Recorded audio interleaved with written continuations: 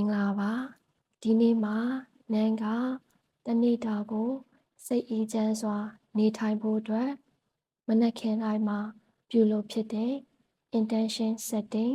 meditation လေးကိုအားလုံးအတွက် sharing လေးလုပ်ပြီးလိုက်ပါတယ်နန်းတို့ရဲ့တနေ့တာကို setting မရှာဘူးဆိုရင်ကိုယ့်ရဲ့စိတ်တွေဟာလည်းဖြစ်ချင်ရာတွေဖြစ်နေမယ်ကိုယ့်ရဲ့တနေ့တာဟာလည်းလောဘဒေါသမောဟတွေနဲ့အကျိုးမရှိပဲအလဟတ်သက်ကုံဆုံးသွားတာမျိုးဖြစ်တတ်ပါတယ်အဲ့လိုမဖြစ်ရအောင်တနေ့တာလုံးစိတ်အေးချမ်းစေဖို့နန်းကိုယ်တိုင်လိုက်နာလှုပ်ဆောင်နေတဲ့အချက်၄ချက်ရှိပါတယ်ဒီ၄ချက်လုံးကိုလိုက်နာလှုပ်ဆောင်မယ်ဆိုရင်ကိုယ့်ရဲ့တနေ့တာဟာလည်းကြည်လင်ပြီးတော့အေးချမ်းနေမှာပါဒီ meditation လေးကိုမနက်ခင်းတိုင်းမှာပြုလုပ်လို့ရပါတယ်တနေ့တာကိုရည်ရွယ်ချက်ရှိနဲ့စိတ်အေးချမ်းစွာဖြတ်သန်းနိုင်ဖို့နည်းနည်းအတူတူစလိုက်ကြရအောင်သက်သောသက်သာထိုင်ပြီးတော့ကိုယ့်ရဲ့မျက်လုံးလေးတွေကိုမိတ်ထားလိုက်ပါမယ်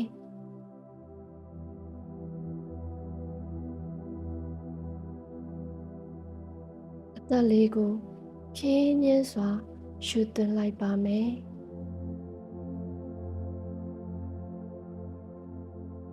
ခဏအောင်ထားမယ်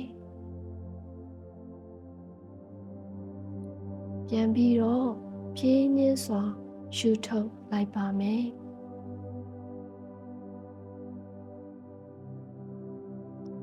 နောက်တစ်ခါရှုသွင်းမယ်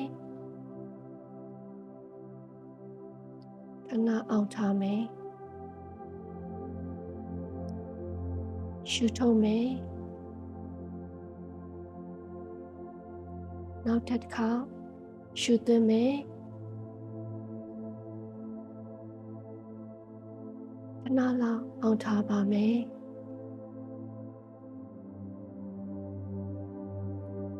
ပြန်ပြီးတော့လေတွေအားလုံးကိုကုန်အောင်ရှုထုတ်လိုက်ပါမယ်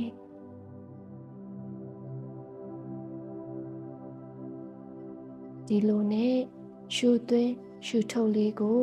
ခဏလောက်ပုံမှန်လေးလုပ်နေပါမယ်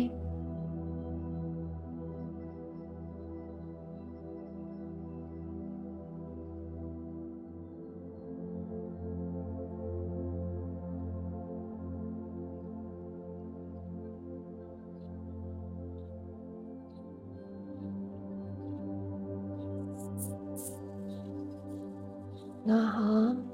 ဒီနေ့တနေ့တာကိုမေတ္တာတရားဖြင့်နေထိုင်ပါမယ်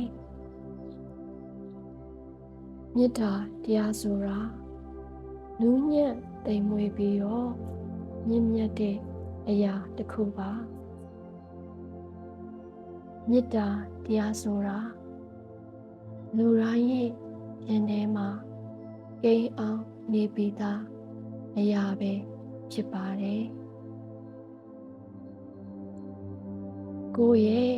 အတွင်းထဲမှာရှိတဲ့မေတ္တာတရားကိုမြင်အောင်ကြည်ပါ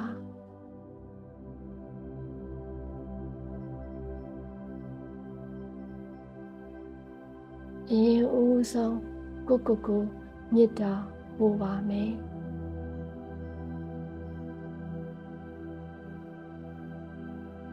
ငါသည်ကျမ်းမာပါစေချမ်းသာပါစေစိတ်ဤချမ်းသာခြင်းကိုယ်ဤကျမ်းမာခြင်းဖြင့်ပြည့်စုံပါစေ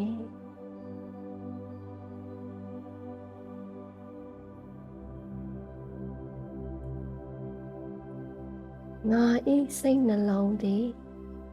တနေ့တာလုံးကြည်လင်အေးချမ်းပါစေ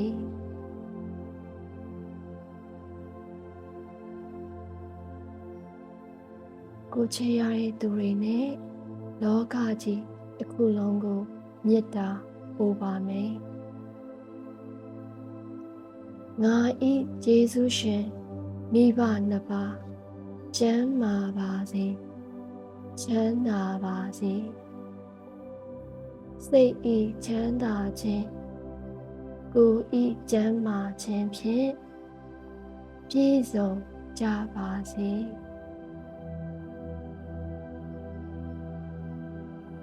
30ပုံအတွင်းမှာ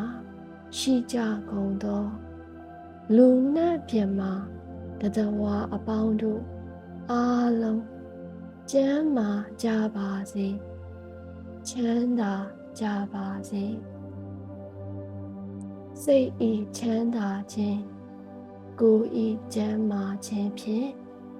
ပြည့်စုံကြပါစေ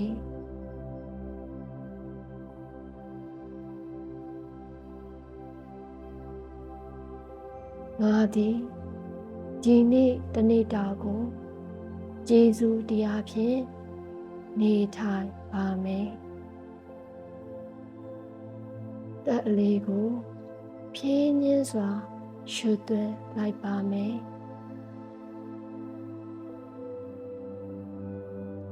ပြန်ပြီးတော့ဖြည်းညှင်းစွာရှုထုတ်လိုက်ပါ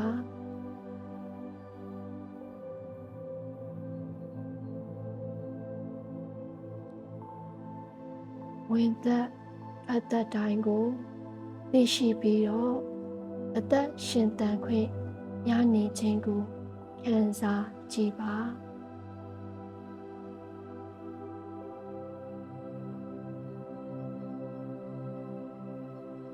အခုလိုအသက်ရှင်သန်ခွင့်ရနေခြင်းကိုယေရှု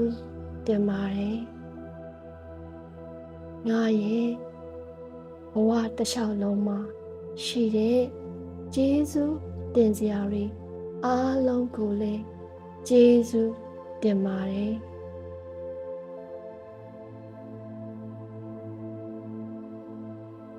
ငါသည်ဒီနေ့တနေ့တာကိုခွင့်လွှတ်ခြင်းဖြင့်နေထိုင်ပါမယ်ခွင့်မလွှတ်နိုင်ခြင်းဟာကိုယ့်ရဲ့ကိုယ်ပေါ်မှာကြီးမားတဲ့ကြောက်တုံကြီးကိုထမ်းပိုးထားရခြင်းနဲ့တူပါတယ်ခွင့်လွှတ်ခြင်းဆိုတာတပါးသူအတွက်မဟုတ်ဘဲနဲ့ကိုယ်လွတ်မြောက်ခွင့်ပေးခြင်းပါကိုဟာလွတ်မြောက်ခြင်းနဲ့ထိုက်တန်ပါတယ်ငါဟာငါရဲ့ဘဝထဲမှာရှိတဲ့ခွင့်မလွတ်နိုင်တဲ့လူတွေကိစ္စရက်တွေအားလုံးကိုအခုကစပြီးတော့ခွင့်လွတ်လိုက်ပါပြီလွတ်ချလိုက်ပါပြီ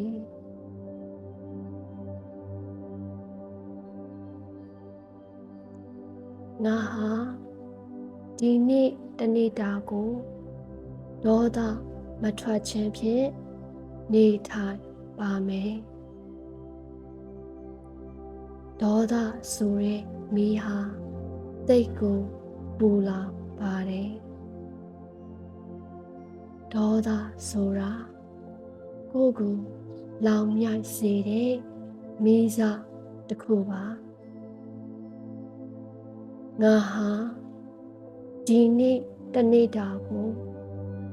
ဒေါသမထွက်ခြင်းဖြင့်ကိုငြိမ်အေးစေပါမယ်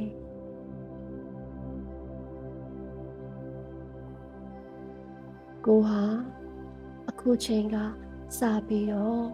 ကိုရဲ့တနေ့တာကိုကောင်းမွန်သောရည်ရွယ်ချက်များလှုပ်ဆောင်ချက်များဖြင့်စတင်လိုက်ပါပြီ